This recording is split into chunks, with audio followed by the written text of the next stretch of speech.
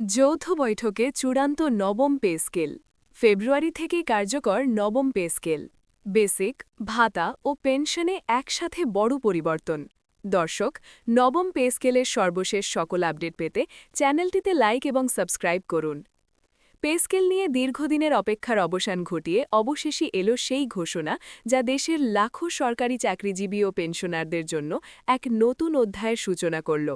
Pay স্কেলের নতুন চমক, কার্যকর ফেব্রুয়ারি থেকে। এই শিরোনাম শুধু একটি ঘোষণা নয়, বরং এটি একটি বড় পরিবর্তনের বার্তা। প্রধান উপদেষ্টা ও অর্থ উপদেষ্টার যৌথ বৈঠকে আনুষ্ঠানিকভাবে বাস্তবায়ন হল নবম জাতীয় পে স্কেল, যা ফেব্রুয়ারি মাস থেকেই কার্যকর হতে যাচ্ছে। এই সিদ্ধান্তের মাধ্যমে সরকার স্পষ্ট করে দিয়েছে, সরকারি চাকরিজীবীদের জীবনমান উন্নয়ন এখন অগ্রাধিকার তালিকার শীর্ষে। এই যৌথ বৈঠকটি ছিল অত্যন্ত গুরুত্বপূর্ণ ও সিদ্ধান্তমূলক। বৈঠকে অর্থনীতি, মূল্যস্ফীতি, বর্তমান বাজার পরিস্থিতি এবং সরকারি কর্মচারীদের বাস্তব জীবনযাত্রার ব্যয় সবকিছু বিশদভাবে পর্যালোচনা করা হয়। এর ফলাফল হিসেবেই এবারের নবম পে স্কেলে বেসিক বেতনের কাঠামোতে আনা হয়েছে বড় ধরনের সংস্কার। অনেক গ্রেডে বেসিক বেতন উল্লেখযোগ্য হারে বৃদ্ধি করা হয়েছে, যাতে মাস শেষে কর্মচারীরা বাস্তব অর্থের স্বস্তি অনুভব করতে পারেন। বিশেষ করে নিম্ন ও মধ্যম গ্রেডের কর্মচারীদের জন্য এই বেসিক বৃদ্ধি হবে জীবন বদলে দেওয়ার মতো।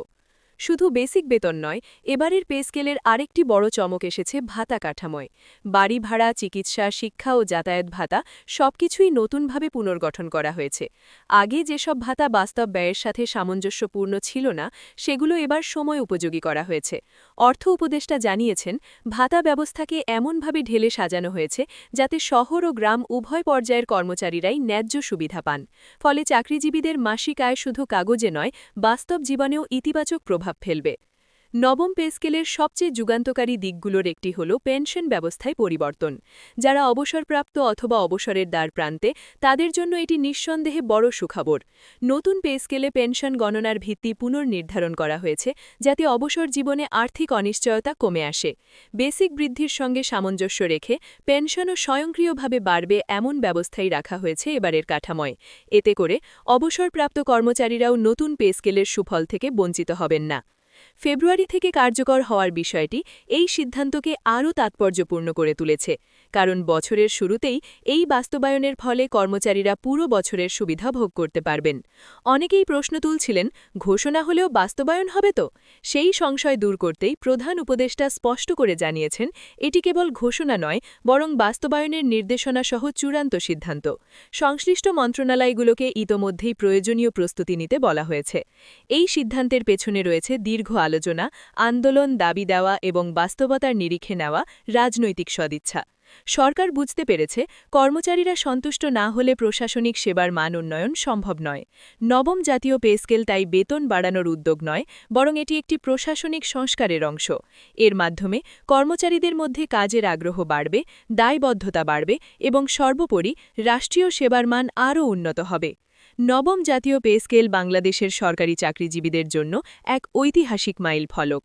বেসিক, ভাতা ও পেনশনে যুগান্তকারী পরিবর্তনের মাধ্যমে এই পে স্কেল নতুন আশার আলো দেখাচ্ছে।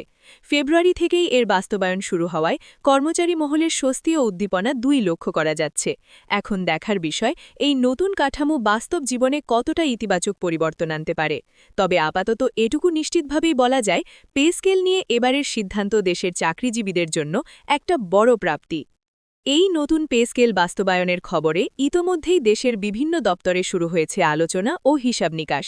কর্মচারীরা নিজের গ্রেড অনুযায়ী নতুন বেসিক কত দাঁড়াবে, ভাতা কত বাড়বে, সেই হিসাব মিলিয়ে দেখছেন।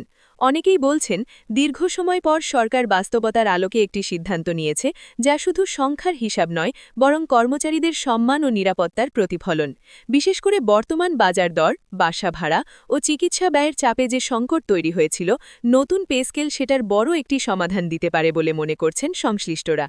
অন্যদিকে প্রশাসনিক সূত্র জানাচ্ছে, নতুন পে স্কেল বাস্তবায়নের ফলে বেতন বৈষম্য কমবে এবং একই ধরনের কাজের জন্য সমমানের সুযোগ নিশ্চিত করা সম্ভব হবে।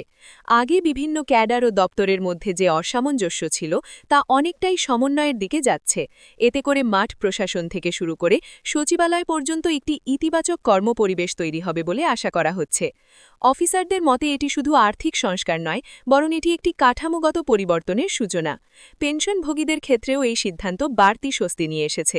অনেক অবসরপ্রাপ্ত কর্মচারী দীর্ঘদিন ধরে পেনশন পুনর্নির্ধারণের দাবি জানিয়ে আসছিলেন। নতুন পে স্কেলে সেই দাবির প্রতিফলন থাকায় অবসর জীবনে আর্থিক নিরাপত্তা বাড়বে। বিশেষজ্ঞরা বলছেন, পেনশন ব্যবস্থাকে শক্তিশালী না করলে টেকসই প্রশাসন গড়ে তোলা সম্ভব নয়, আর সেই জায়গাতেই এবারের পে স্কেল একটি গুরুত্বপূর্ণ ভূমিকা রাখতে যাচ্ছে। সবশেষে বলা যায়, নবম জাতীয় পে স্কেল কার্যকর হওয়া মানে শুধু বেতন বাড়া নয়, এটি সরকারি চাকরিজীবীদের জন্য নতুন আশার প্রতীক। ফেব্রুয়ারি থেকে এই সিদ্ধান্ত মাঠ পর্যায়ে বাস্তবায়িত হলে দেশের প্রশাসনিক গতি আরও শক্তিশালী হবে বলে ধারণা করা হচ্ছে। এখন সবার দৃষ্টি একটাই, গেজেট প্রকাশ ও বাস্তব প্রয়োগের দিকে। এই পে স্কেল বাস্তবে কতটা সুফল বয়ে আনে, সেটিই এখন দেখার অপেক্ষা।